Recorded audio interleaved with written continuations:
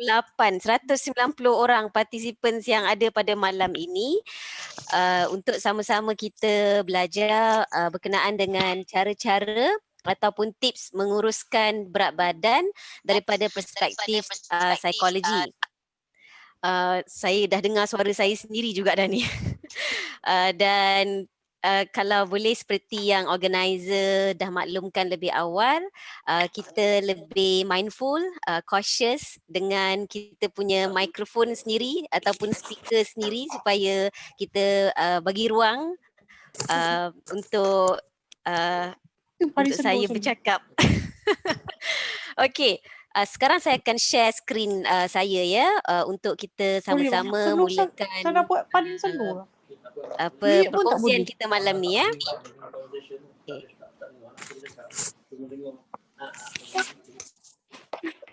Okey, sekarang saya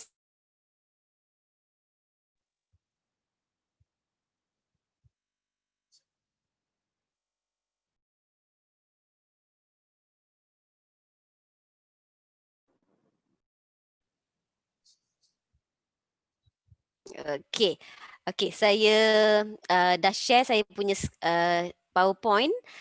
Kalau saya boleh dapat maklum balas daripada sesiapa, Dr. Najwa, dapat tak tengok saya punya skrin sekarang ni? Dapat. Okey, alright. Terima kasih. Dapat. Okey,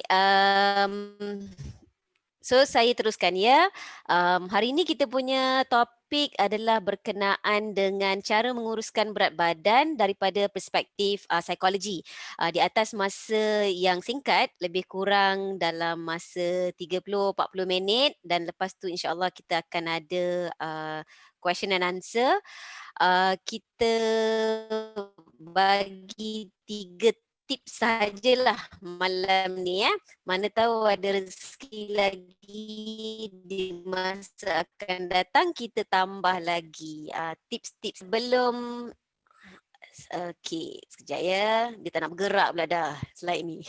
Okey, baru bergerak. Okey, sebelum saya mulakan dengan konten untuk malam ni, ingin saya perkenalkan sifu-sifu saya ataupun guru-guru saya yang saya muliakan.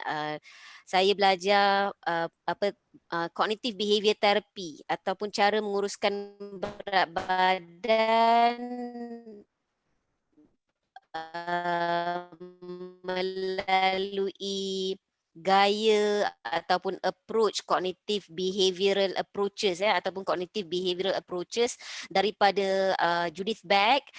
Beliau merupakan anak kepada founder cognitive behavior therapy Dr. Epung dalam bidang mental health, mental illness, dan mengguna pakai teknik-teknik psikologi ataupun terapi yang berbentuk psikologi. Mereka tahulah siapa Dr. Aaron Beck ni ya. Jadi anak dan juga cucu kepada Aaron Beck ni, Judith Beck dan anak beliau develop satu approach yang dinamakan Cognitive Behavioral Therapy for Weight Loss and Maintenance, dan saya belajar daripada beliau.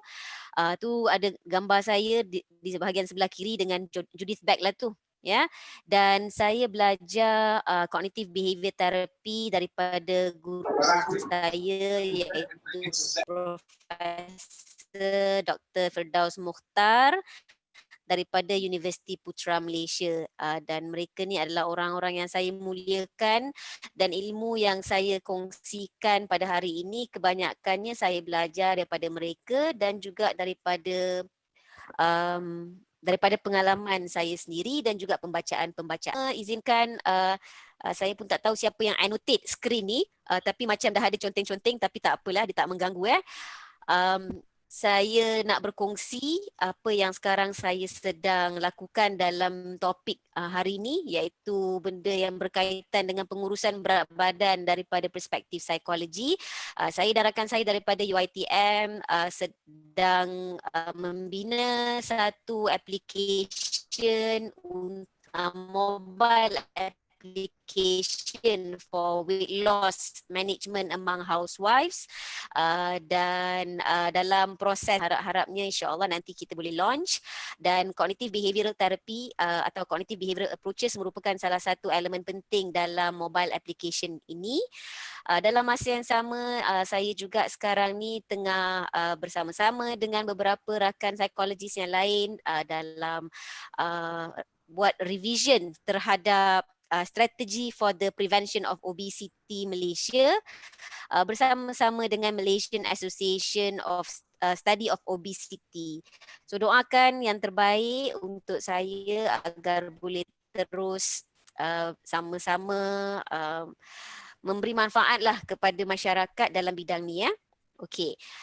So apa topik kita hari ini? Ada beberapa agenda, ada 5 agenda kalau kita tengok skrin tu ya. Kita akan bercakap secara ringkas. Hari ini kita akan belajar pengurusan berat badan daripada perspektif psikologi. Jadi apa benda psikologinya tu? Bagi mereka yang tak tahu apa itu psikologi, saya akan briefly inform lepas ni. Dan tip pertama, tip kedua dan tip ketiga memang rahsia ya. So apa tip pertama, kedua dan ketiga nanti saya akan kongsikan. Dan kalau berkesempatan insya-Allah ada beberapa informasi yang saya nak kongsikan berdasarkan beberapa research yang terkini yang saya buat masa tengah menulis strategi for the prevention of obesity. Okey. So kita masuk dalam agenda yang pertama, iaitu apa itu psikologi. Seperti mana yang mengenai pengurusan berat badan ni, kadang-kadang yang pakarnya, yang arifnya adalah orang dalam bidang nutrisi, dalam bidang diet, itu dietitian sendiri. Jadi hari ini kalau kata nak uruskan berat badan daripada perspektif psikologi, so psikologi itu apa? Ya. Secara ringkasnya, psikologi ni adalah disiplin ilmu yang mengajar ataupun belajar berkenaan dengan cara manusia tu berfikir, cara manusia tu merasa ya, emosi manusia tu dan juga tindakan manusia tu sendiri, perbuatan, tingkah laku manusia tu. Jadi inilah psikologi. Jadi apa-apa yang saya akan kongsikan pada hari ini akan bertitik tolak atau berpandukan kepada psikologi ya, iaitu apa kognitif proses ataupun cara kita nak berfikir tentang sesuatu, apa tindakan yang perlu dilakukan. Dan kadang-kadang orang kata takkan itu je psikologi, takkan manusia tu apabila kita bercakap pasal psikologi, takkanlah cara berfikir, cara merasa, emosi dan juga tingkah laku atau perbuatan sahaja. Mana rohnya, kan manusia ni ada rohnya, mana rohnya, takkan tak belajar. Jadi kita tengoklah malam ni kalau ada rezeki kita untuk sama-sama berbincang berkenaan dengan pengurusan berat badan dan apa kaitannya makanan dengan soul ataupun roh kita ya, insya-Allah ya. Dan again kena ada disclaimer lah dekat sini. Saya ni belajar psikologi dan saya sendiri belajar-belajar masih lagi belajar-belajar ilmu keagamaan, ilmu kesufian untuk meningkatkan diri sendiri ya, insya-Allah. Okey, itu adalah agenda kita yang pertama, agak laju. So kita masuk kepada benda yang utama, iaitu apa tips dia? Apa tips yang kita boleh amalkan sama-sama untuk menguruskan berat badan kita dari sudut psikologi. So saya nak bercakap berkenaan dengan makanan dan individu manusia tu sendiri. Okey. Sebelum kita meneruskan perbincangan kita, saya nak ajak sama-sama untuk engage secara virtual. Kalau pernah guna Mentimeter tak ada masalah, dan kalau menggunakan handphone yang sama mungkin akan a bit tricky sikit ya. So kalau gunakan, sekarang ni tengah gunakan laptop sambil dengar webinar ni, saya sekarang nak jemput untuk ambil mobile phone masing-masing, smartphone masing-masing sebab kita nak engage virtually ya. So saya akan stop sharing saya punya PowerPoint slide sekarang dan kita akan masuk ke uh,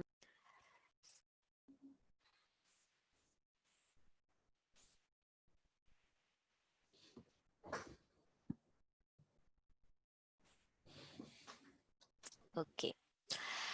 Jadi sekarang saya dah share Mentimeter dan kalau nampak dekat skrin masing-masing ada arahan di situ dikatakan go to www.menti.com dan masukkan kod 2131066 dan jawab soalan tersebut. Dalam kehidupan seharian saya akan makan bila. So ada banyak pilihan jawapan dekat situ. Saya akan makan bila saya ternampak makanan yang best. Saya terhidu makanan yang best. Ataupun saya makan bila saya lapar. Dah ada dah seorang apa ni bagi jawapan. Ya, jangan risau. Kita tak akan tahu siapa yang bagi jawapan. Jadi ini adalah anonymous. So feel free untuk berkongsi. Okay, sekarang dah actively around almost 30 people engage virtually. So dalam kehidupan seharian, kebanyakan daripada kita akan makan apabila buat masa sekarang dah sampai waktu makan. Ini semua orang-orang yang rasanya sekarang ni tak ada masalah berat badan kot. Dan 19% yang mendahului apabila saya lapar, saya rasa mereka-mereka ni pun adalah orang-orang yang mempunyai berat badan yang healthy dan juga dalam proses maintain weight masing-masing, healthy weight masing-masing. Maksud sini 14% yang makan apabila kita rasa teringin, ya, apabila kita ada desire terhadap satu-satu jenis makanan ataupun apabila kita mengidam, craving. Ya, mengidam bukan hanya untuk orang perempuan yang mengandung sahaja. Saya yakin orang lelaki pun ada mengidam juga dan kadang-kadang sebelum isteri mengandung dia mengidam dulu. Okey, 14% masih lagi mendahului selepas saya makan ketika lapar, saya makan apabila dah sampai waktu makan. 10% apabila orang tawarkan saya makanan, saya akan makan. 10% daripada kita pun akan makan apabila ternampak makanan yang best. Dan sekarang juga dah mendahului carta bukanlah nombor 1 tapi nombor 3, nombor 4 ya. Saya akan makan bila saya rasa sedih dan stres. Jadi ini satu benda yang biasa. Okey, lebih kurang 137 orang dah engage dan apa yang boleh disimpulkan buat masa sekarang, kebanyakan ataupun ramai yang datang pada malam ini makan ketika kita lapar dan juga makan apabila dah sampai waktu makan.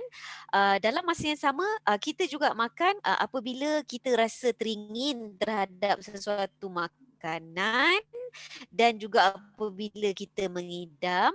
Dalam masa yang sama kadang-kadang kita pun turut makan apabila kita rasa sedih ataupun stres dan bila kita nampak makanan yang best. Ini adalah keputusan untuk malam ni. Terima kasih banyak-banyak kerana engage dan saya akan stop share skrin saya untuk Mentimeter dan kita akan teruskan dengan kita punya perbincangan kita pada malam ini ya. Okey. So sekarang saya dah beralih kepada saya punya PowerPoint kembali. Terima kasih sebab engage dengan saya secara virtual. So maknanya saya tahu tengah dengar apa yang saya nak sampaikan malam ni ya. Okey, berkenaan dengan makanan dan kita ya. Seperti yang kita lihat tadi, ada banyak pencetus ataupun trigger terhadap kita punya tingkah laku makan. Bila kita rasa lapar ataupun bila dah sampai waktu lunch, dah sampai waktu dinner, ya. Ada banyak situasi-situasi yang mencetus tingkah laku ataupun tindakan makan kita tu. Contohnya macam tadi ada orang yang apabila dia rasa stres, apabila dia rasa risau ataupun sedih, ya, dia akan makan. Dan ada juga yang bila teruja, gembira, dia akan makan.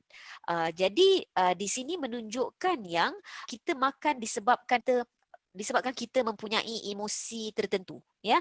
Apa yang mencetuskan tingkah laku makan kita adalah emosi kita.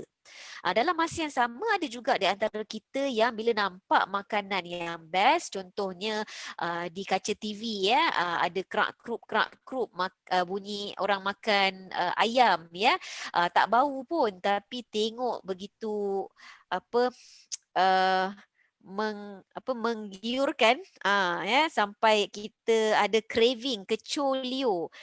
um, Tengok orang makan, ada advertisement dekat dalam TV dan akhirnya kita membuat keputusan untuk pergi ke pandu lalu dan beli makanan tersebut contohnya.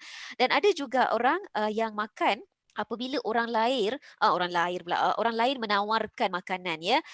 Jadi especially dalam society kita ni, kita ada banyak perjumpaan sosial dan kita biasanya dalam perjumpaan sosial kita akan dihidangkan dengan makanan dan pada ketika itulah orang-orang lain akan menawarkan makanan kepada kita dan akhirnya kita pun makan walaupun kita tak lapar, ya. Dan dari segi mental ataupun kognitif pula, kadang-kadang ada orang yang makan disebabkan dia tak nak kelaparan seperti mana dia pernah lapar masa kecil dulu. Pernah klien saya mengatakan yang saya memang berusaha keras masa kecil, saya susah dan saya berusaha kuat-kuat belajar dan saya kerja bagus sebab saya nak pastikan saya tak nak kekurangan makanan masa kecil. Dan sekarang bila saya dah hidup senang, saya akan pastikan saya makan makanan yang sedap-sedap, cukup, saya tak akan halang diri saya tak akan halang keluarga saya untuk makan secukup-cukupnya dan sesedap-sedapnya. Jadi setiap orang mempunyai history masing-masing, mempunyai background masing-masing yang menyebabkan kenapa kita involve dengan makan. Dia bukan sahaja semata-mata ketika kita lapar dan bukan semata-mata ketika waktu makan dah sampai. Jadi tips yang pertama dekat sini dari sudut psikologi, ya, kalau kita nak uruki perhubungan kita dengan makanan, jadi kita kena analisa ataupun renung-renung kembali apakah sebenarnya makan disebabkan kita lapar dan untuk pastikan kita ada energi dan kita boleh menggunakan tubuh badan kita untuk terus bekerja, ataupun kita makan sebab kita nak memuaskan emosi kita disebabkan kita bosan, kita tak tahu nak buat apa-apa. Jadi kita mengunyah itu satu benda yang lebih mudah untuk dilakukan ketika kita bosan, ataupun adakah perhubungan kita dengan makanan ni ditentukan dalam apabila ada sahaja kenduri kendara, kita kena penuhkan meja guilty, kalau tidak kita rasa tak selesa, dan apabila kita jumpa je orang, kita mesti tawarkan makanan untuk kita untuk tunjukkan ataupun mungkin bukan berniat untuk menunjuk tapi untuk menunjukkan kasih sayang kita kepada orang lain dengan menggunakan makanan. Jadi kita kena analisa balik apakah sebenarnya perhubungan kita ni dengan makanan, perspektif psikologi dan juga untuk menguruskan berat badan dari sudut psikologi.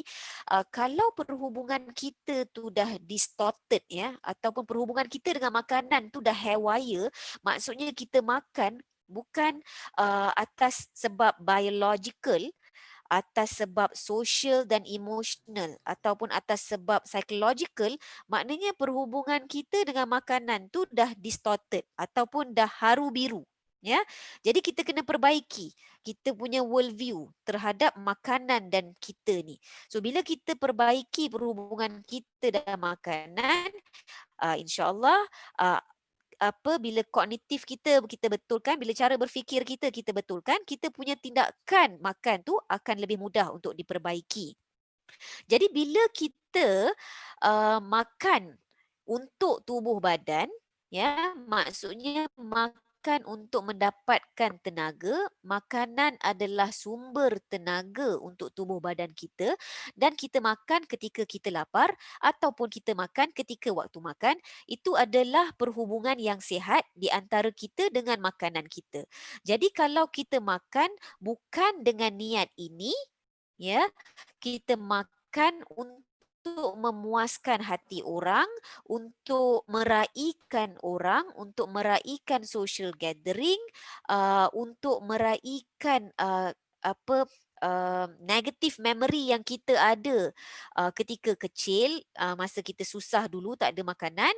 Jadi dah sampai masanya untuk kita tengok kembali apakah sebenarnya yang kita boleh lakukan untuk memperbetulkan perhubungan kita dengan makanan dan perhubungan kita dengan tingkah laku makan kita. Okey.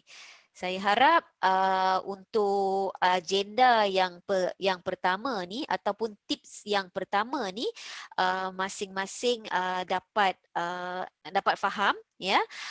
Dan saya nak teruskan dengan tips yang kedua sebab sekarang dah 9.24. Jadi kita teruskan dengan tips kedua dan saya akan ambil soalan selepas ini, ya. Okey. Selepas ini tu maksudnya lepas saya habis semua tips lah, Okey. Tips yang kedua adalah kalau tadi kita bercakap dari perspektif mengubah cara pandang terhadap makanan dan makan, ya. Tips kedua adalah cara makan kita, laku makan kita. So nak makan caranya macam mana ni? Okey. Okey, saya nak tanya kalau ada dekat sini yang makan sambil tengok TV, ya, makan sambil buka Facebook, makan sambil tengok skrin, itu je lah, ya, dengan justificationnya itu je lah masa saya nak tengok Facebook. Sebenarnya itulah saya juga, ya, sebelum saya belajar pasal teknik kedua ni, dan saya selalu memberi alasan ataupun justifikasi, alasan perkataan tak sedap, kita kata justifikasi rasional. Nampaklah macam tak bersalah sangat, ya. So kita rasionalkan yang waktu tengah hari pukul 1 itulah saya rasa kurang guilty nak tengok Facebook, dan masa-masa itulah juga saya makan. Jadi sambil makan, sambil tengok skrin, ya. Ada tak di kalangan kita yang sangat sibuk jadi dia ambil breakfastnya ketika tengah memandu ataupun petang lapar?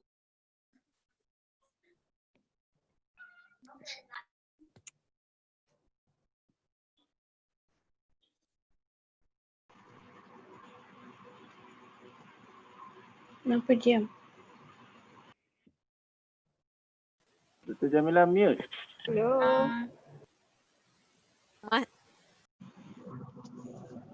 Hello. Okey, saya terkeluar tadi, tapi saya berhenti kat mana tadi, tadi saya terkeluar. Dengar tak sekarang? Dengar. Dengar, saya rasa tadi saya berhenti makan ketika drive. Okey, terima kasih kerana maklumkan. Okey, saya rasa ada di kalangan kita yang selain pada makan ketika drive sambil berdiri, tapi bukan suka tu maksudnya berniat ya. Dia kadang-kadang tanpa niat. Pergi ke refrigerator peti ais kan, buka tutup peti ais tu, tiba-tiba nampak coklat, ambil satu, nampak apa buah anggur, ambil satu sambil berapa banyak coklat dah masuk, berapa banyak gula-gula dah masuk, ataupun kadang-kadang buka tub aiskrim dan masukkan satu ke dalam mulut ya. Ada tak juga di kalangan kita yang makan dengan begitu laju, sangat bab makan memang sangat efisien dan produktif. Dalam masa 3 minit ya atau 5 minit dah selesai. Rasanya Dr. Jamilah terkeluar balik ni. Sekejap ya.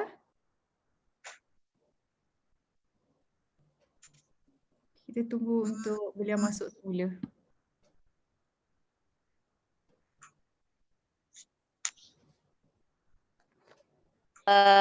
Saya ada probably internet connection problem sikit ya kat sini ke apa ke. So saya cuba lagi sekali share screen. Okey. Okey, saya teruskan. Dan ada juga di kalangan kita yang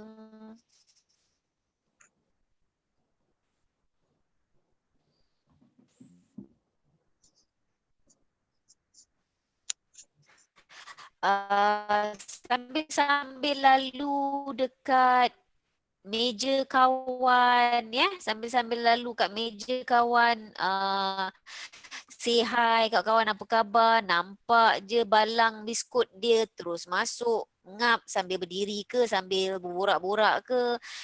Jadi apa yang kita lakukan tadi tu, dia tidak menggambarkan tips yang kedua ya. Tips yang kedua dalam pengurusan berat badan secara tertib dan ada adabnya ya, makan secara berhemah dan ataupun dalam bahasa Inggerisnya kita sebut sebagai mindful eating. Jadi saya bukan nutritionist ataupun dietitian, walaupun kita tahu yang sekarang kita ada suku-suku separuh ya, berapa portion kalori, berapa portion karbo, berapa portion protein, berapa portion, itu saya serahkan kembali kepada kawan-kawan.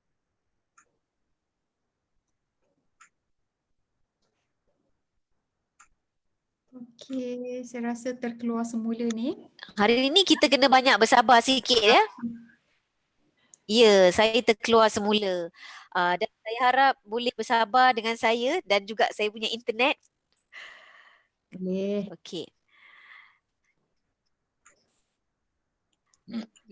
Saya pun cuba bersabar sambil senyum ni. Okey, tips kita yang kedua adalah mindful eating ya. Jadi mindful eating ni apa bendanya? So kita belajar apa itu mindful eating.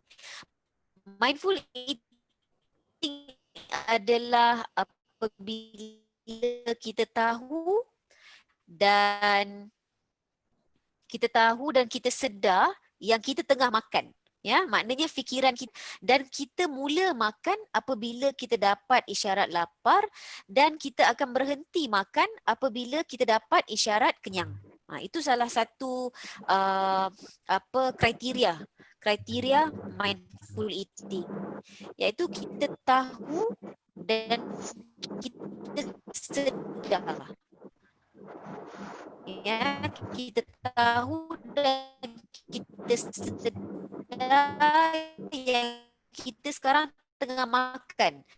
Ya, kita dapat isyarat lapar untuk mula makan dan kita tahu isyarat kenyang untuk berhenti makan. terjemahkan.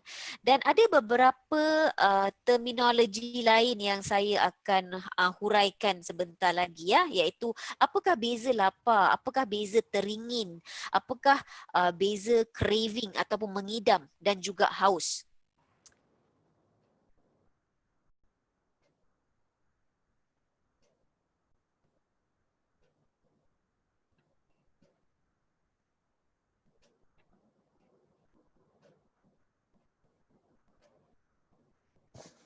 Okey, kita bagi masa sekejap ya.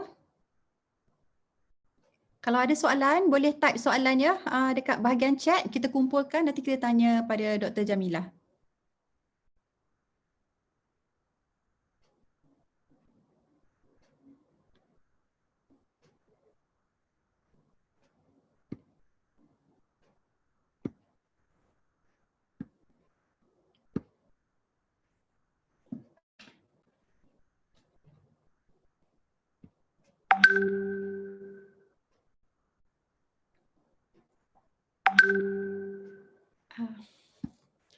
Okey, untuk technician yang ada dalam grup ni, according to Dr. Jamilah, dia tak boleh nak masuk balik sebab dah maksimum 300 orang. So,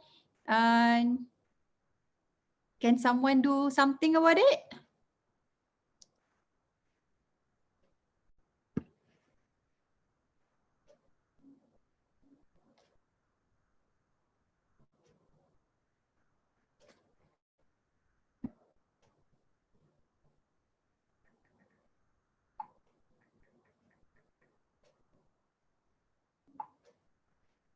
Bersama saya? Okey. Saya hampir tak boleh masuk tadi sebab 300 orang dah meet maximum number. Jadi dah mula menurun, jadi bolehlah saya masuk balik dan itulah kalau saya cakap minta maaf banyak kali, rasanya dah kaya dah. Ya. Saya share balik skrin saya. Tadi kita berhenti dekat mindful eating. Okey.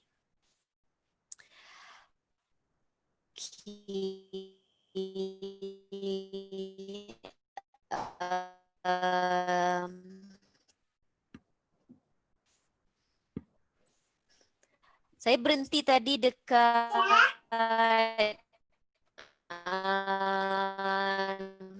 apa beza lapar fizikal dan juga lapar emosi Okey. So kalau lapar emosi ni dia beza lapar emosi dan lapar fizikal seperti yang tertera dekat skrin.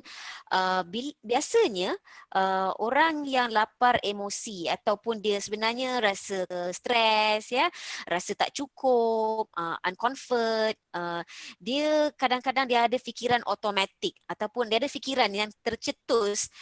Contohnya rasa macam nak makan sesuatu lah. Contoh dia bermula daripada dia bermula daripada fikiran rasa macam nak makan sesuatu lah dan tiba macam tak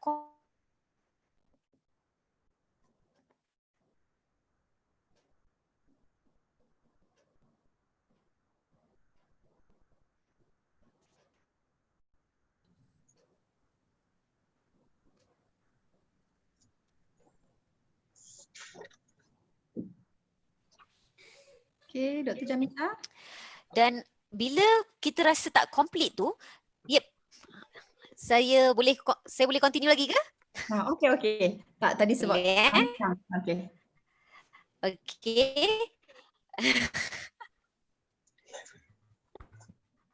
Okey. Saya rasa kalau lagi sekali ni saya terputus, adakah boleh saya minta 10 minit untuk saya beralih ke komputer lain dan dapatkan internet connection yang lebih baik ke, ataupun kita nak teruskan saja dalam keadaan macam ni? Untuk saya moderator tak ada masalah. Boleh saja saya rasa kalau nanti Dr. Najwa Dr. Najwa macam mana Saya rasa boleh je kalau putus Sebab lagi. kita baru pertengahan konten sebenarnya. Okey Kita boleh tunggu. So kalau putus lagi, mungkin saya akan berpindah ke komputer lain sekejap dan tapi saya kena set up sikitlah. Harap-harapnya partisipan boleh tunggulah okey, tapi buat sementara waktu ni internet masih baik dengan saya. So kita teruskan. Jadi lapar emosi ni bila kita ada fikiran rasa macam nak makan, lepas tu tiba-tiba dia terbit rasa lapar. Dia daripada fikiran tu badan kita tiba-tiba rasa lapar.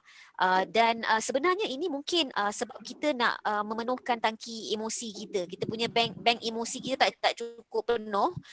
Contohnya bila kita nampak donat dekat tepi jalan, bau wangi, color cantik, tiba-tiba je kita rasa macam bestnya. Dia boleh mendatangkan, tiba-tiba dia boleh mendatangkan kebahagiaan kepada kita. Ya, ataupun contohnya tak ada rasa lapar, tak ada plan pun nak makan minum bubble tea, nampak je promosi tiba-tiba rasa rugi ni, kita kena meningkatkan ekonomi 19 ya. Ataupun sedapnya apa ni bau ayam goreng ni, tadi sebelum keluar rumah tak ada terfikir pun pasal ayam goreng, tapi bila dah lalu dekat tepi kedai, bau ayam goreng, teringin sangat nak makan, dan teringin tu mendatangkan kegembiraan dan akhirnya kita pun makan. Dan itu mungkin salah satu kriteria ya, simptom-simptom yang sebenarnya kita tak lapar fizikal pun, tapi kita dahaga ataupun laparkan emosi yang best ya, dan kita menggunakan makanan untuk memenuhi atau mendapatkan emosi yang seronok tu. Okey. Jadi apa itu? Okey. Dan lapar emosi ni biasanya berlaku secara tiba-tiba. Dia macam urgently datang.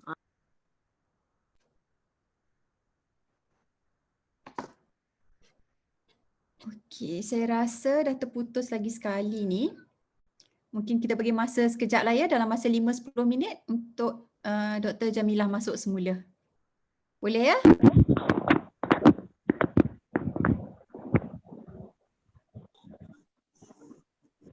Once Dr. Jamilah dah start balik, kita start semula.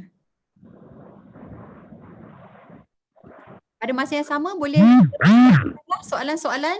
Sekarang ni dah ada beberapa soalan juga. Boleh teruskan typekan soalan, nanti kita kumpul dan kita tanya pada Dr. Jamilah.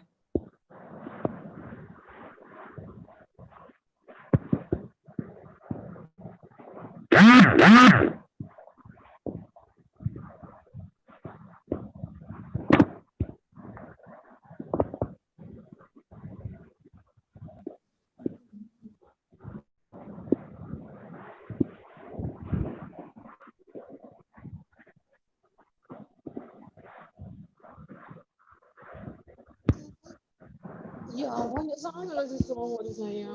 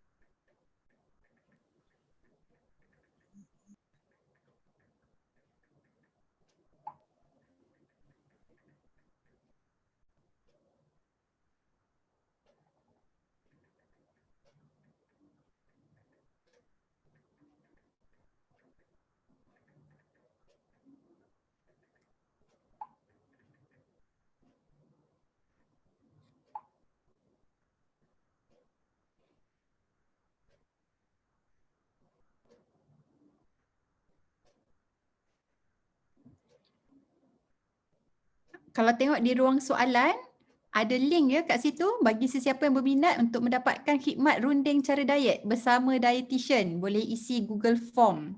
So ada link kat situ. Kalau sesiapa berminat boleh buka kat bahagian chat, bolehlah isi.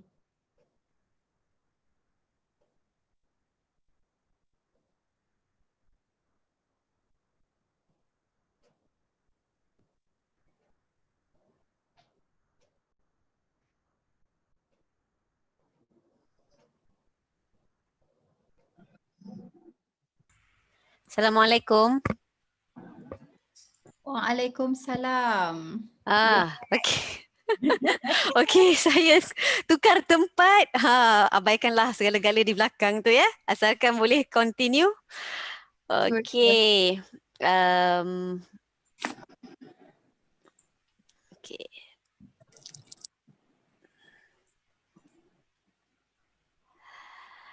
Okey. Start. Oh, no.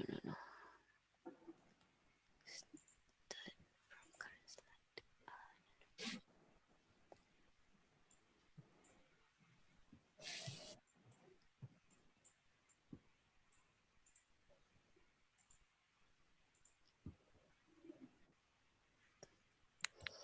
Okey. Alright, kita berhenti tadi dekat sini dan ciri-ciri apabila kita sebenarnya bukan lapar fizikal dan berkemungkinan kita ni perlukan sesuatu untuk dipenuhi iaitu emosi kita. Ciri-cirinya adalah kita ada mengidam ataupun ada keinginan terhadap makanan yang spesifik, makanan yang khusus ya. Dan biasanya ia datang dengan certain emosi lah. Contohnya macam tak best lah hari ni. So biasanya comfort food aku adalah aiskrim. So apalah salahnya kalau aku nak gembira. Aku berhak untuk rasa gembira.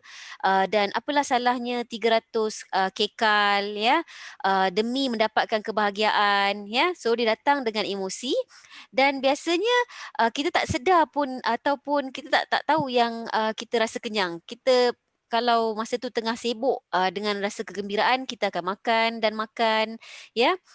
Dan selepas itu lepas dah makan tu especially bagi orang yang berniat untuk menguruskan berat badan dalam proses diet nak turunkan berat badan contohnya atau nak maintain berat badan yang dah borderline tu dia akan datang dengan rasa bersalah ya. Lepas dah makan dah penuhkan tangki emosi bahagia sekejap tadi tu rasa happy tapi di hujung-hujungnya tiba-tiba rasa bersalah sebab makan sesuatu yang mungkin tak plan ya.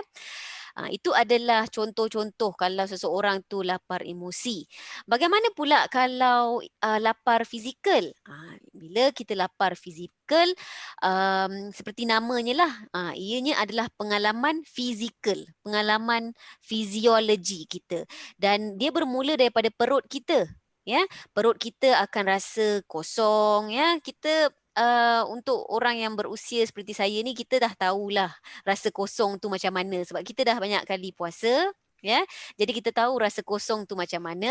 Masa kita berpuasa pun perut bila kita rasa lapar, perut kita akan memberi bunyi, dia akan berbunyi dan kalau lapar sangat, tak makan-makan kadang-kadang badan akan rasa seperti terawang-awang dan kita rasa kita kekurangan tenaga. Jadi ini adalah ciri-ciri apabila lapar fizikal dan dia terjadi secara beransur-ansur. Ya, dia bukan tiba-tiba lalu dekat tepi kedai tu tiba-tiba je lapar. Tak. Lapar fizikal ni dia beransur-ansur dan ia adalah keperluan fizikal. Jadi kita punya badan memberitahu yang dah sampai masanya untuk engkau menjalankan amanah dengan makan. Dan kita disebabkan itu adalah keperluan fizikal, jadi kita perlu makan dan biasanya apabila kita lapar, kita terbuka kepada pilihan makanan. Kita tak ada spesifik nak makanan itu saja sebab waktu tu kita dah lapar dan keperluan fizikal kita pada ketika itu adalah untuk memberikan tenaga kepada badan kita. Dan biasanya apabila itulah makanan yang ada, kita boleh bersabar dengan keadaan itu. apabila kita makan ketika kita lapar fizikal, kita lebih mudah untuk notice yang kita pada ketika itu dah mula untuk rasa kenyang. So ini adalah perbezaan di antara lapar emosi dan juga lapar fizikal. So kembali kepada apa yang saya katakan tadi, macam mana bila yang teknik yang kedua atau tips yang kedua adalah dengan mengamalkan mindful eating. So bila kita lapar secara fizikal, kita akan makan. Ataupun bila dah sampai waktu makan, kita akan makan secara tahu dan sedar isyarat lapar dan isyarat lapar tu apa. Dan apakah bezanya tadi saya ada bagi beberapa terminologi iaitu keinginan dan juga craving ataupun mengidam kan. So keinginan ni macam kalau kita tak makan pun tapi bila kita ternampak makanan tu, kalau kita tak lapar tapi kita ternampak makanan tu, kita akan rasa macam teringinlah nak makan makanan tu, teringinlah nak makan donat tu. So itu keinginan. Dan apa bezanya dengan craving ataupun mengidam? Craving ni dia datang dengan tindak balas fiziologi. Ya, dia punya makam dia tinggi sikit daripada teringin. Dia datang dengan kecur liur. Dia datang dengan kecap-kecap air liur dah mula macam dah mula kecur liur, dah berfungsi kita punya air liur dah mula penuh kat situ. So itu adalah craving, ya.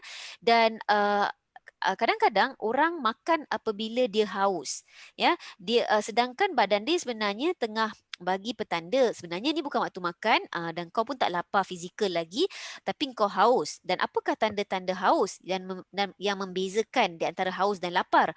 Haus adalah apabila kita punya mulut rasa kering dan kita punya bibir pun ada rasa kering. Tapi rasa-rasa ni ya hanya akan kita ketahui apabila kita belajar untuk tahu dan sedar. Ya, apabila kita train diri kita untuk becoming mindful. Kalau kita tak train diri kita to become mindful, sensasi fizikal ni, signal-signal fizikal ni dia akan datang dan pergi dan kita pun macam tak tahu apa-apa. Ya, kita macam okey aku teringin nak makan dan aku berhak untuk makan. Okey. Jadi itu adalah terminologi yang 4 tadi. Kembali kepada mindful eating. So macam mana nak buat mindful eating ni adalah dengan menggunakan kesemua 5 deria kita, dan kalau rasa kita ada lebih daripada 5 deria, gunakanlah juga deria ke-6 tu dan gunakan ia ketika makan. Dan makan perlu duduk. Ya, walaupun dia macam klisenya bunyinya, makan duduk memang daripada kecil mak ayah kita dah ajar, cikgu-cikgu kita pun dah ajar, tapi bukan sesuatu yang alien untuk kita tengok orang makan tidbit sambil berdiri. Ya, dan di conference pun kita nampak for the sake of social engagement orang makan sambil berdiri. So untuk be mindful and engage in mindful eating, kita perlu duduk agar lebih mudah untuk kita menggunakan apply ke semua deria kita. Ya. Jadi ketika kita ketika kita makan, perhatikan, gunakan deria penglihatan kita untuk memerhatikan makanan, ya. Bagi tumpuan kepada makanan, bagi tumpuan kepada tekstur makanan, color makanan, saiz makanan. So itu kita involve dengan deria penglihatan dan tengoklah makanan itu. Janganlah buat multitask pada ketika itu. Ya, kenapa saya kata jangan? Sebab kita tengah bercakap pasal mindful eating sekarang ni. Jadi itu involve deria penglihatan. Bagaimana pula dengan deria pendengaran? Kalau kita involve dengan mindful eating, segala kunyahan kita sebenarnya ada memberi bunyi, ya, dan kita engage. Be mindful dengan bunyi tersebut. Dan sebelum makan, kita ambil bau dulu. Piramli dah ajar lama dah. Ya, dia ambil bau dulu. Tapi janganlah tak makan. Okey, saya sekejap saya kena tutup sekejap saya punya kamera ni sebab akan ada berlaku sesuatu di belakang. Sekejap saya stop video. Okey, alright. Okey, saya teruskan dengan menggunakan semua 5 deria ni. Jadi hidu dulu ya, hidu dulu bau makanan tersebut, ambil masa, beri masa untuk hidu bau makanan tu. Dan melalui pengalaman saya bersama klien ataupun participants workshop saya yang saya melakukan experiential mindful eating dalam workshop, mereka merasakan satu pengalaman yang berbeza apabila mereka purposely menghidu makanan tu dan memberi masa untuk menghidu makanan tu. So bila dia hidu dan lihat makanan tersebut, makan secara perlahan-lahan, fokus terhadap makanan, ya, betul-betul rasa tekstur, rasa deria rasa mulut kita ni, dan betul-betul fingers tu ataupun kalau kita pakai sudu garpu pun betul-betul dapat rasa macam mana keras ke tak keras, pejal ke tak pejal, slimy ke tak slimy, kedalaman makanan tersebut.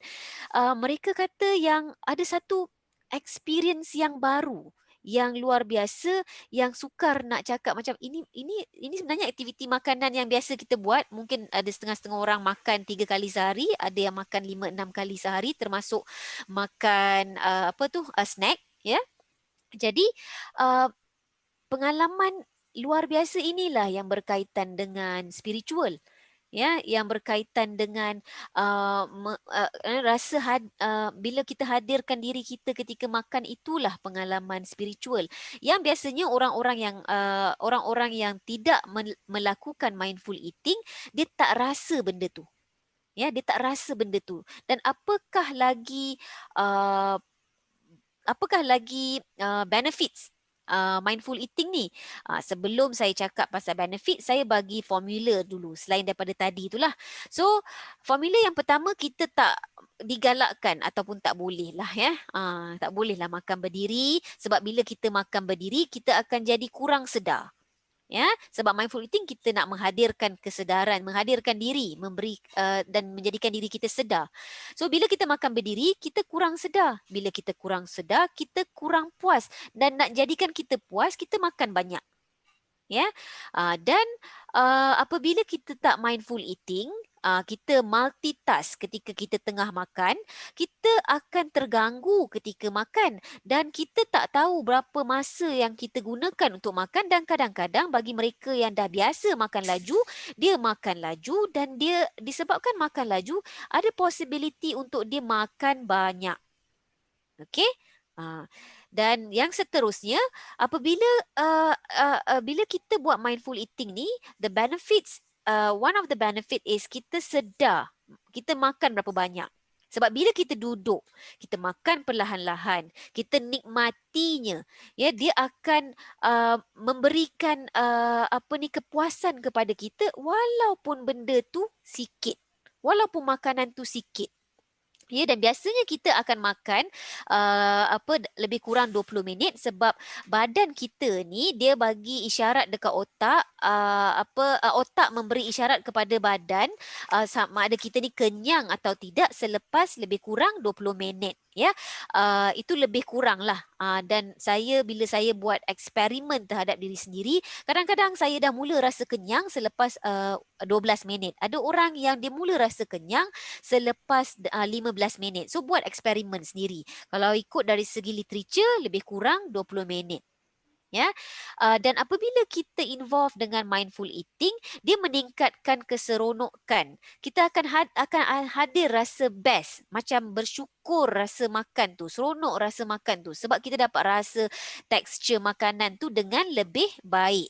Dan secara psikologi pun kita akan dapatkan kepuasan psikologi tu, sebab bila kita melihat makanan tu tanpa multitask dengan benda lain, contohnya dengan Facebook ataupun TV, ya, ini pun saya struggle juga sebenarnya.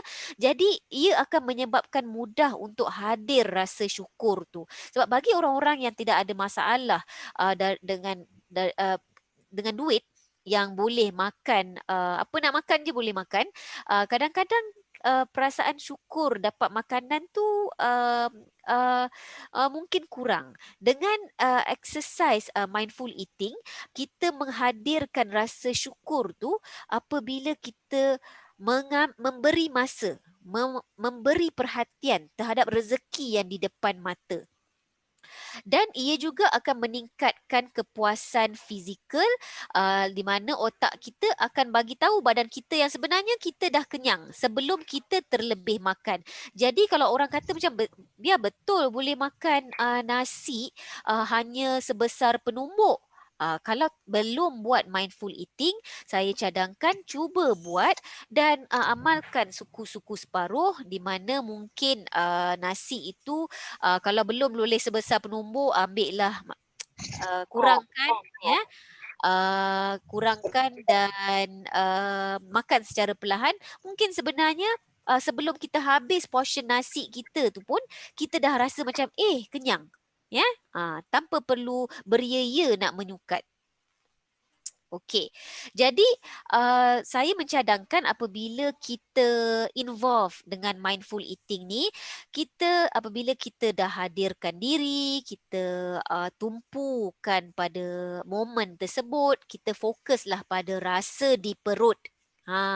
Bukan rasa di jiwa, ya. Fokus pada rasa di perut.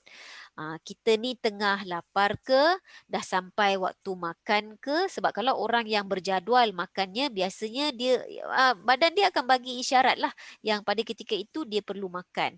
Dan apakah rasanya di perut ketika kita dah rasa kenyang? Ya, dan apakah bezanya kenyang dengan penuh?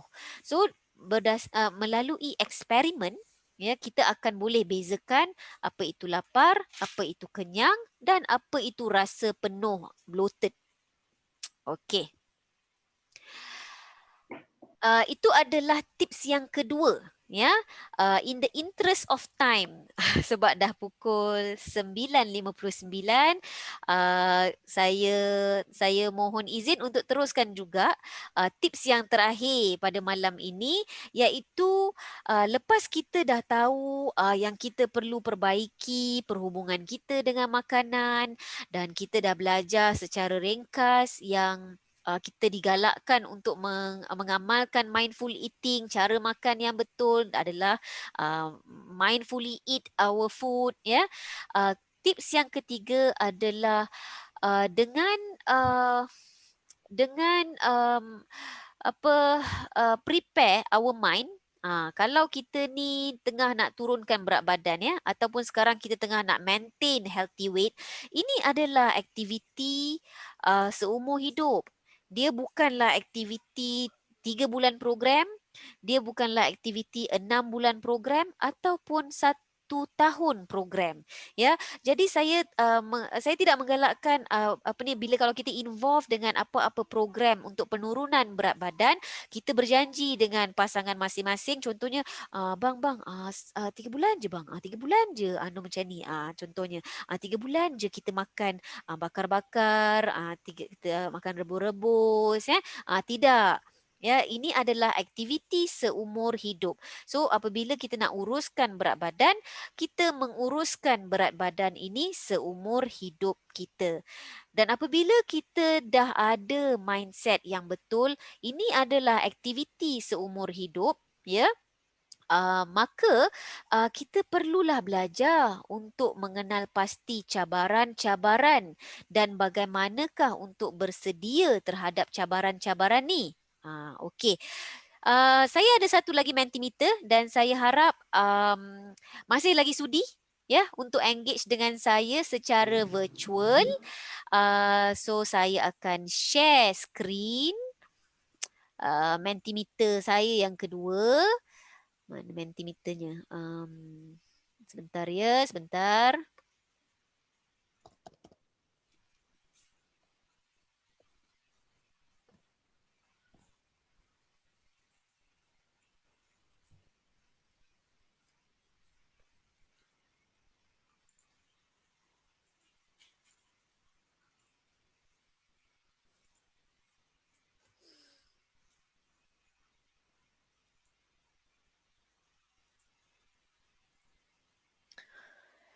Okey. Alright. Kalau dah nampak dekat skrin tu ya. Ini adalah contoh-contoh cabaran. Boleh pergi ke menti.com dan masukkan kod tersebut 21310666 ya, dan jawab soalan saya susah nak teruskan diet bila stres dengan kerja yang banyak, rasa down, atau bila orang jemput makan. Okey, dah ada dah yang start engage. Okey, terima kasih kerana masih bersama walaupun sudah pukul 10.03. Okey. Sekarang ni yang mendahului carta adalah saya susah nak teruskan diet bila stres dengan kerja yang banyak. Hai, lebih kurang samalah macam saya bila banyak kerja kadang-kadang preparation makan dan exercise ke laut. Okey. Jadi cabaran ini tidak unik pada setengah individu. Cabaran ini adalah cabaran yang kita semua kongsikan bersama sebab ini adalah aktiviti yang kita lakukan seumur hidup. Jadi semua orang yang terlibat dalam menguruskan berat badan ada cabaran masing-masing. Cuma intensitinya berbeza. Okey. Okay, ada 72 orang sekarang tengah engage dan kita sebenarnya ada lebih kurang 270 partisipan ya. Dan saya jemput kalau boleh sudi-sudikan untuk engage dengan saya secara virtual supaya kita boleh dapat maklumat yang lebih baik untuk grup ni. Dah tak bergerak dah bar tu. Maknanya itu je lah ya yang sharenya. Okey, kalau macam tu kita tengok dekat sini. Yang mendahului carta adalah cabaran ketika bercuti dan musim perayaan ya. Tak kisahlah ya, sama ada musim raya Aidilfitri mahupun musim Deepavali yang bakal muncul. Ataupun musim raya Christmas tak lama lagi. Dan orang dan Muslim sebagai seorang Islam kita ada raya Aidilfitri, ada raya haji. Dia punya cabaran tu dia bermula sebelum raya. Masa bulan puasa, especially kalau ada bazar Ramadan. Tahun ni je kan yang kurang bazar Ramadan, jadi kurang sikit. Dah tukar pula. Bukan bercuti atau musim raya yang mendahului carta buat masa ni. Mereka yang stres dengan kerja yang banyak, dan mungkin bagi mereka yang stres dengan kerja yang banyak ni, isunya saya assume adalah apabila stres kita duk makan makanan tapau ya, makanan pandu lalu ke, makanan ringan, makanan yang mudah untuk dibeli ya. Terutamanya sekarang tengah musim work from home, COVID-19, stres, bila stres lagilah macam-macam triggers terhadap tingkah laku makanan yang tidak sihat dan menyebabkan berat badan kita pun naik.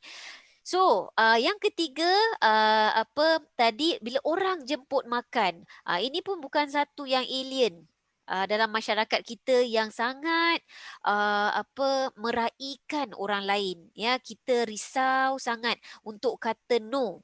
No is actually haram. Dalam masyarakat kita, no is negative.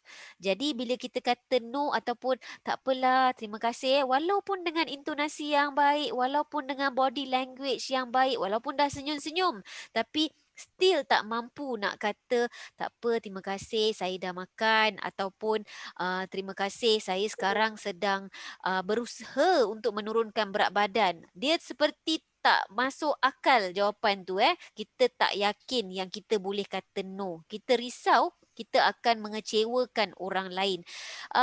Dan kadang-kadang sepertinya orang-orang yang sihat, orang-orang yang sihat maksudnya orang yang belum lagi dapat chronic illness, tak layak untuk menjaga kesihatan diri dengan menjaga pemakanan. So hanya orang yang boleh kata no ni adalah orang yang ada chronic illness lah.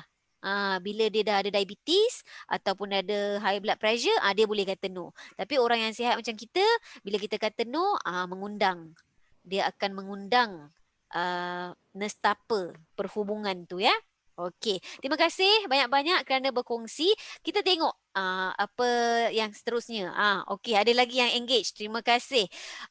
Saya perlu stop share sekarang. Dan saya kembali kepada kita punya PowerPoint ya. Okey. Jadi, apa cabaran yang saya katakan tadi tu, bila saya belajar dengan Judith Beck, dia kata dia namakan dia namakan cabaran-cabaran tersebut sebagai diet trap. Ya. Dalam bahasa Melayunya perangkap diet lah. Okey. So, apabila kita dalam aktiviti menguruskan berat badan. So kita kena kenal cabaran-cabaran ini. Kita kena kenali perangkap diet dan bersedia macam mana nak uruskan perangkap diet ni. Dah lah tu perangkap diet ni sangat banyak. Ya, pergi ke kanan, pergi ke kiri, pergi ke depan, pergi ke belakang, atas, bawah memang ada perangkap diet. Contoh yang pertama macam tadi kata stres. Yes, itu pun satu perangkap diet. Bila kita stres, bila kita sibuk dengan kerja kita biasanya tidak memperuntukkan masa yang cukup, allocate masa yang cukup untuk dua benda, iaitu prepare makanan kita dan juga prepare aktiviti exercise kita. Ya, dan ada yang terperangkap dalam emotional eating, merasakan dia berhak untuk mendapat kebahagiaan dengan menggunakan makanan. Ya, ada tu perangkap food pusher seperti yang kata tadi itulah. Sebenarnya bukan drug sahaja yang ada pusher, dan food pun ada pushernya. Dan jangan risau, kita semua pernah jadi food pusher. Ya, kita semua pernah jadi food pusher. Kita bagi kat orang dan suruh orang makan. Kita lah tu. Ya, jadi lepas ni bila dah belajar pasal perangkap diet, jadilah food pusher yang berhemah. So apabila kita nak push orang makan atau kita nak tawarkan orang makan, apabila orang kata no atau kata terima kasih, saya bawa balik makan, janganlah paksa dia makan there and then. Ya, mungkin sebenarnya dia tengah diet. Ataupun bila dia kata no, it has nothing to do with us. Bukan tak ada kena mengena dengan relationship kita, tapi mungkin dia perlu utamakan kesihatan dia. Perangkap keluarga tercinta dekat sini maksudnya macam kadang-kadang kita rasa kita ni tak berhak meneruskan diet kita apabila keluarga kita tidak bersetuju dengan pelan pemakanan kita atau diet kita. Mereka mungkin setengah-setengah orang merasakan yang kesian anak aku. Dulu dia suka keropok. Hari-hari makan nasi mesti ada keropok. Tapi disebabkan keropok ni kalau makan banyak tinggi kalori, jadi aku dah kurangkan pemakanan keropok di rumah ni. Tapi kenapa mereka perlu suffer sebab aku? Diorang tak diet, aku yang diet. Jadi pemikiran-pemikiran macam ni dia akan memerangkap kita sebab kita merasakan yang mereka tu berhak untuk makan keropok, masih lagi makan keropok, dan kita tak berhak untuk menyediakan pemakanan yang sihat di rumah, ya. Dan perangkap percutian makan luar ni saya rasa kita tahulah bila makan luar, tengoklah dia punya hidangan macam mana. Memang jaranglah suku-suku separuh, especially fiber, masya-Allah. Boleh katakan tak wujud fiber kadang-kadang kalau kita makan sepinggan lengkap, kadang-kadang fiber tu sipi-sipi sahaja, ya. Kalau bila bayar mahal barulah fiber tu nampak rupa sikit. Musim perayaan, masyarakat Malaysia, masyarakat majmuk, jadi orang Islam tidak hanya semata-mata tertumpu di perangkap ketika Aidilfitri dan Aidil Adha ataupun Ramadan. Kadang-kadang daripada Christmas dibawa ke Christmas akan datang pun kita terperangkap dengan perangkap diet. Dan ada dua perangkap universal di sini, iaitu perangkap psikologi dan juga perangkap keluar landasan. Perangkap psikologi ni adalah apabila kita sendiri tidak merasakan yang kita mampu untuk menurunkan berat badan ataupun mengekalkan berat badan sihat. Ya, apabila kita ada pemikiran yang memang aku memang tak ada harapan. Aku memang tak ada harapan. Aku tidak ditakdirkan untuk jadi orang-orang yang comel. Aku tidak ditakdirkan.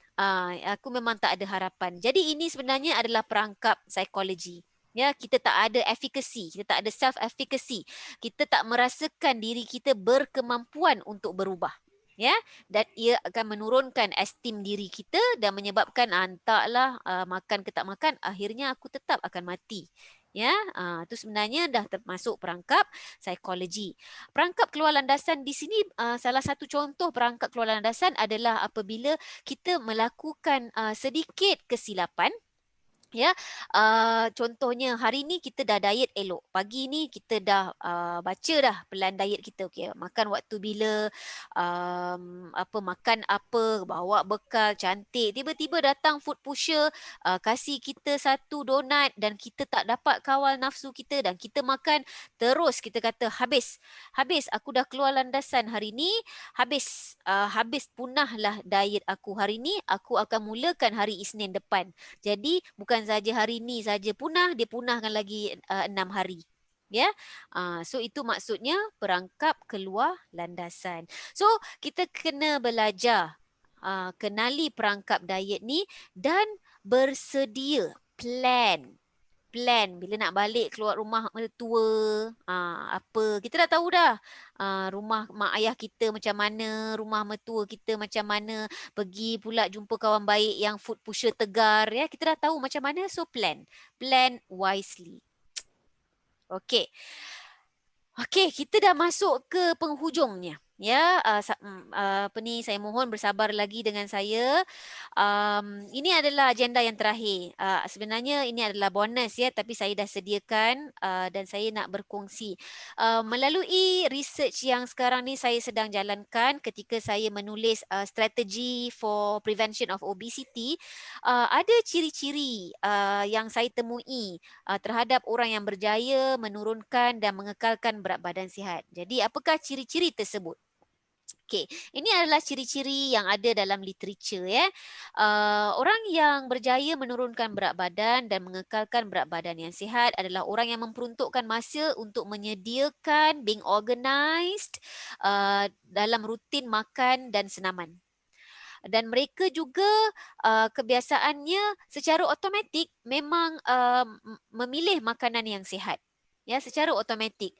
Itu dah jadi habit. Ya, dan senaman bukanlah sesuatu benda yang menyusahkan hidup mereka, bukanlah sesuatu benda yang membuatkan mereka rasa liat, tapi ia adalah satu cara hidup yang mana memang setiap hari ataupun ada beberapa hari dalam seminggu dah memang allocate masa untuk senaman, dan dia akan buat tanpa rasa macam beratnya nak buat, ya. Dan mereka-mereka yang berjaya menurunkan berat badan dan juga mengekalkan berat badan yang sihat, mereka monitor, pantau tubuh badan mereka dan menggunakan pelbagai tools. Ada yang menggunakan weighing scale. Ada yang menggunakan weighing scale, ada yang menggunakan pita ukur. Tapi ada juga yang tak ada, kalau dia tak guna weighing scale, dia tak guna pita ukur secara kerap, mereka menggunakan cermin. Mereka menggunakan baju mereka sendiri. Baju mereka sendiri. Apabila mereka dah rasa sendat sahaja dekat bahagian pinggang, ya, mereka tahu yang okey, sesuatu perlu dilakukan. Mereka akan involve dengan quick fix strategy. Ya, quick fix strategi ni macam okey, bila dah rasa je sendat-sendat sikit jeans tu ke apa seluar tu kan, dia dah tahu okey, aku akan kurangkan dessert. Aku akan dessert aku berbentuk buah-buahan. 2 minggu ni aku mungkin tak makan coklat ataupun aiskrim, dan aku akan tambah 5-10 minit senaman pemberat. Ya, mereka terus involve dengan quick fix strategy dan kemahuan mereka tinggi. Kemahuan mereka ni maksudnya kalau dia memang kata okey, I memang nak turunkan berat badan, jadi kalau mereka perlu involve dengan menyukat makanan, dia akan buat. Dan kalau dia perlu kata no kepada uninvited party, uninvited ajakan makan ya, atau bagi makanan tanpa diminta ya. Dapat surprise macam tu, dia berkemampuan untuk sama ada menolak ataupun ambil, tapi kemudian makan di rumah ataupun kongsi dengan orang lain atau bagi orang lain ya. Dan mereka mempunyai motivasi. Orang yang dia ada motivasi, contohnya ada yang rasa memang suka tengok badan tu cantik kat cermin ya. Motivasinya walaupun orang kata mungkin is vanity, and vanity is part of motivation ya. Dan suka cantik, suka slim, suka tengok diri sado ya. Dan motivasi yang lain adalah mereka memang nak sihat. Mereka memang nak sihat. Sihat itu keutamaan, sihat itu ibadah. Ya. Dan mereka mendapat sokongan orang sekeliling, daripada keluarga, daripada rakan-rakan dan juga bos di tempat kerja. Tempat kerja pun bagus, ada sediakan kafe yang mempunyai makanan yang sihat ya. Dan di dalam kajian saya, ketika saya menulis tu, saya berjumpa dengan dua benda yang agak menarik untuk saya kongsikan malam ni. Kita perlu, berdasarkan literature, kita perlu berhati-hati dengan dua perkara ni. Ya, persepsi kita terhadap status berat badan kita. Ada orang yang sebenarnya BMI dia normal. Ya, dia punya berat badan pun jenuh dah orang kata, kau tak adalah gemuk nom cik. Ya. So ramai orang kata tak gemuk. Ya. Tapi persepsi terhadap status berat badan tu merasakan macam aku macam nampak plump lah dekat sini, dekat sana. Aku macam nampak overweight lah. So kita ada misperception. Persepsi yang distorted terhadap status berat badan kita. So berhati-hati dengan benda ni.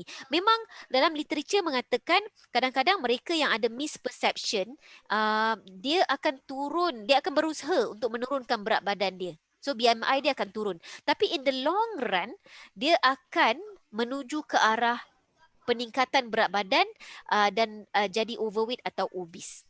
Ya, so walaupun sama ada orang itu pada ketika ini dia dalam normal BMI ataupun dah ada overweight BMI. So kalau kita ada persepsi yang distorted terhadap status berat badan kita, mungkin secara psikologinya dia akan menyebabkan kita rasa tak selesa dan kita involve dengan disordered eating behaviours.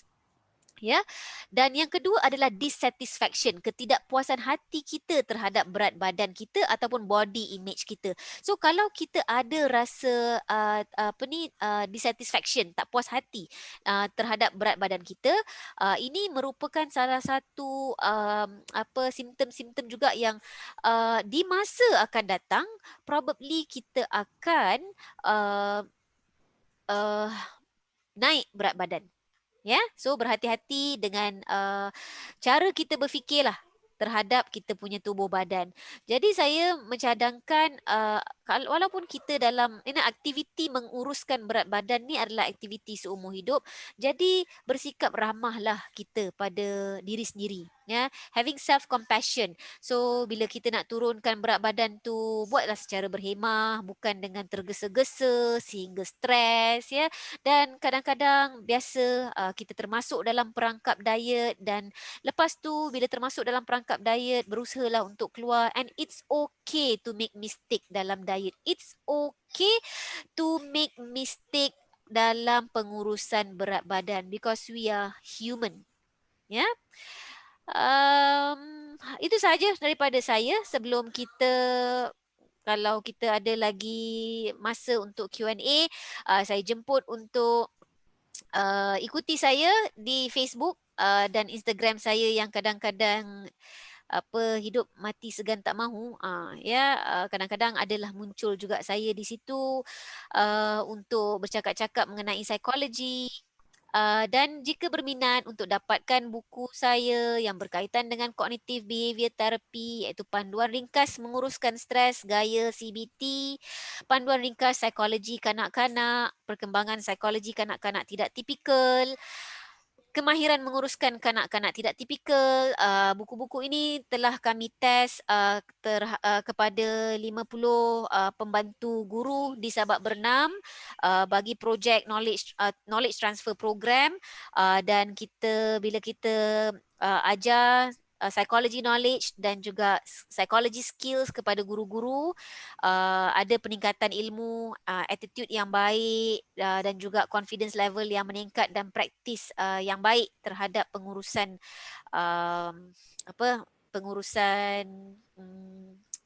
cara mereka menguruskan kanak-kanak, sama ada kanak-kanak yang typically develop ataupun atypically develop.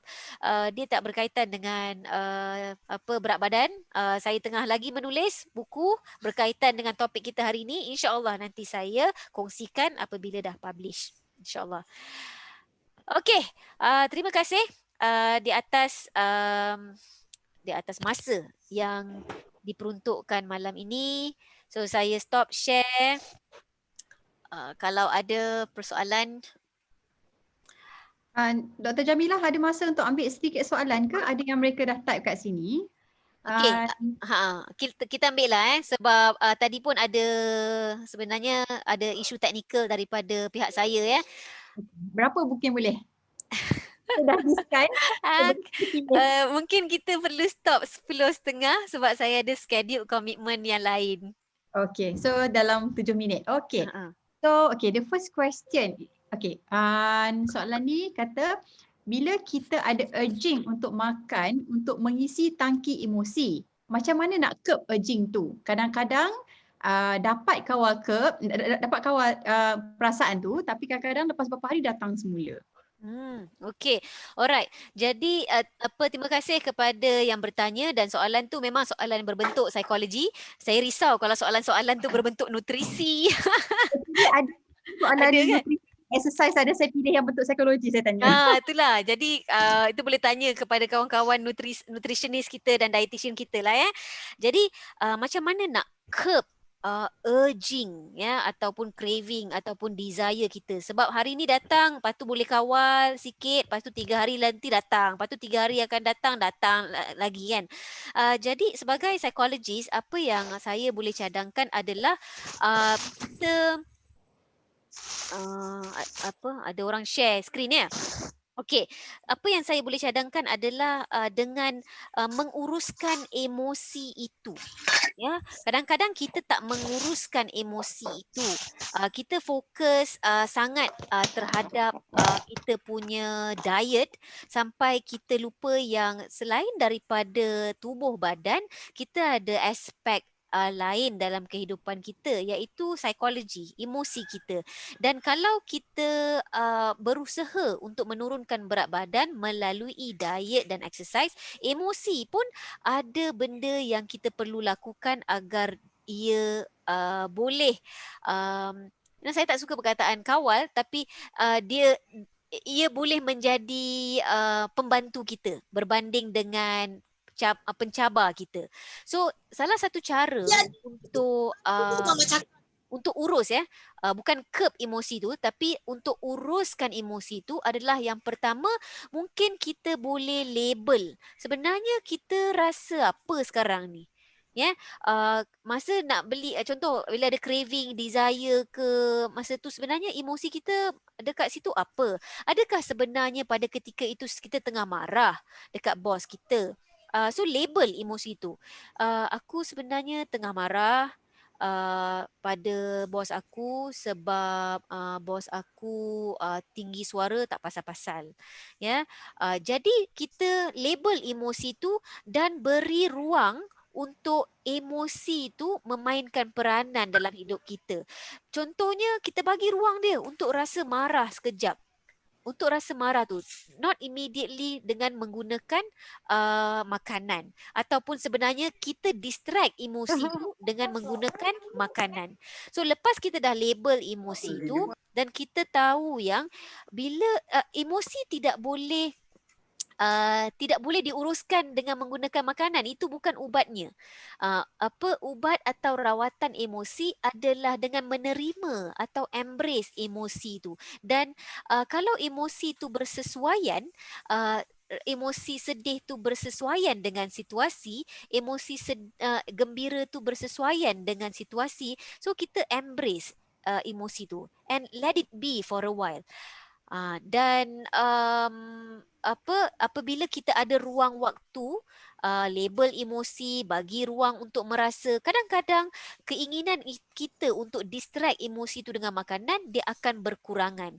Dan waktu tu baru kita decide balik sama ada betul ke sebenarnya aku perlukan makanan ni, atau sebenarnya aku perlukan bercakap dengan orang, aku perlu call Dr. Najwa kot, atau aku perlu cakap dengan mak aku kot sekarang ni nak luahkan perasaan ni, ataupun sebenarnya aku ni penat, tak cukup tidur, atau sebenarnya mungkin aku ni tengah haus. Jadi bila tak cukup air, kadang-kadang emosi pun kadang-kadang tak stabil.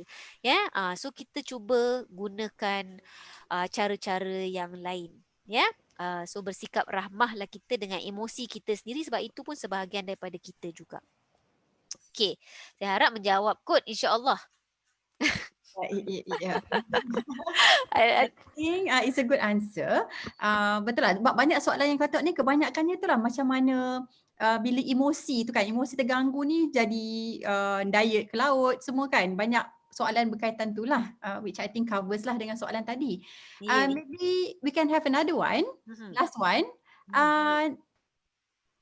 Okay, mana tadi? Sorry. Okay, macam mana kita nak ajar kanak-kanak tentang mindful eating, which I think a good habit to be instilled at young. Okey. Kanak-kanak ni lagi senang nak ajar dia mindful eating daripada kita. Sekarang saya yang dah semakin berusia. Ya. Kanak-kanak dia belajar daripada modeling. So kalau mak ayah tu buat mindful eating, dia akan buat mindful eating. So kalau kawan-kawan di sekeliling pun ataupun cikgu mengamalkan mindful eating, dia pun akan mengamalkan mindful eating. Jadi kalau dekat rumah, kalau kita nak anak kita buat mindful eating, cabarannya kita dulu buat mindful eating, dan selepas kita buat mindful eating dan kita dapat lihat anak kita buat mindful eating, definitely encourage and reward that behavior.